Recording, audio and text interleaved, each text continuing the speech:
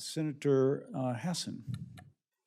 Thank you, Mr. Chair and Ranking Member Sanders, for this hearing, and to the panel, thank you all for really clear and compelling and interesting testimony. And I think it's really important, just framing this a little bit. For a lot of time, the debate about higher education since I've been here is about either we should increase scholarships, and I agree, actually, we should expand Pell more for all the reasons many of you have talked about.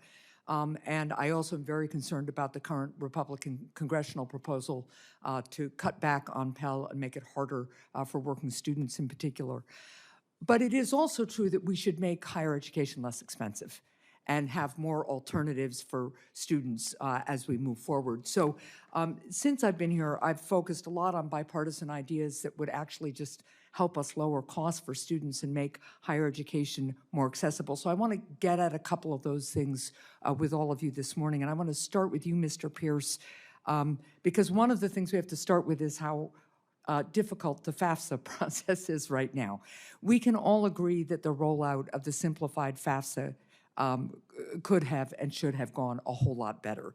Students and institutions deserve a well-functioning FAFSA process and expert staff to turn to in the Federal Student Aid Office when in need of assistance. However, the Trump administration announced in March that it was slashing Department of Education personnel by half.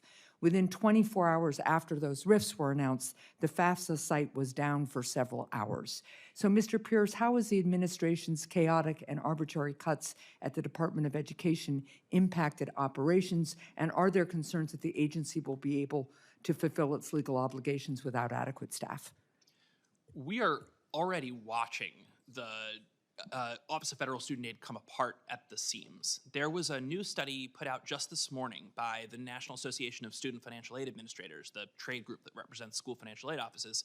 They surveyed their members, and they found that nearly 60% of school financial aid offices already report delays and difficulty getting somebody on the phone at the Office of Federal Student Aid.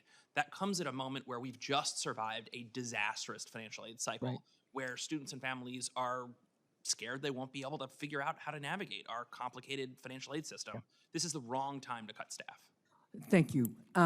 Dr. Lowry Hart, I want to talk about credit transfer costs, which sounds kind of arcane, but actually, according to research by Southern New Hampshire universities, is a real issue. Students who transfer to a public four-year institution lose on average almost half of their credits, the credits that they've already accrued when they transfer, and the overall cost of transferring is about $13,000 when you include lost credits, transcript request fees, and a whole lot of other things.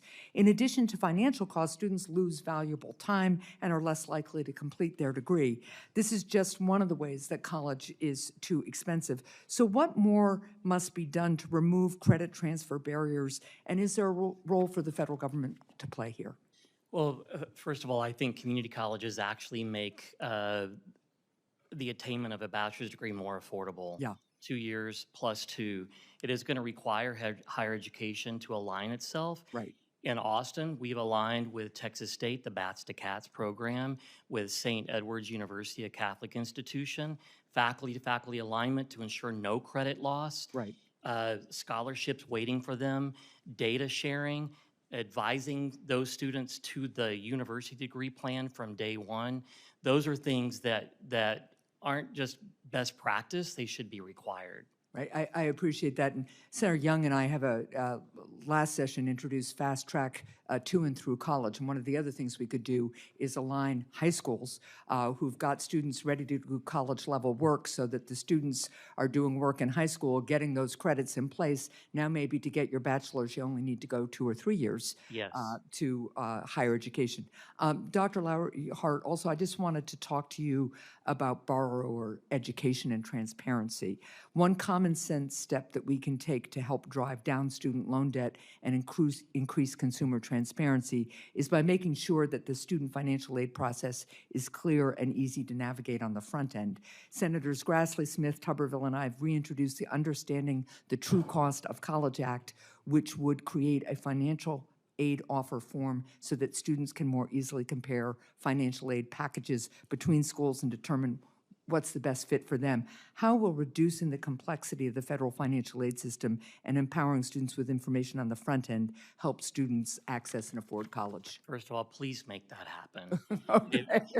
It is one of the biggest barriers, especially when you're talking about first-generation college students who may not have familial support to make sense of the bureaucracy. Right. It's why at Austin Community College, we do a financial literacy requirement before students sign any loan or even scholarship. It is a very cumbersome, difficult process to articulate for people that don't have experience with it. Yeah, and even for those of us who do, shepherding students through it and children through it is a Yes. challenge. Thanks, Mr. Chair. And I will note that under Chairman Alexander and Ranking Member Murray, this body pushed to make FAFSA more understandable.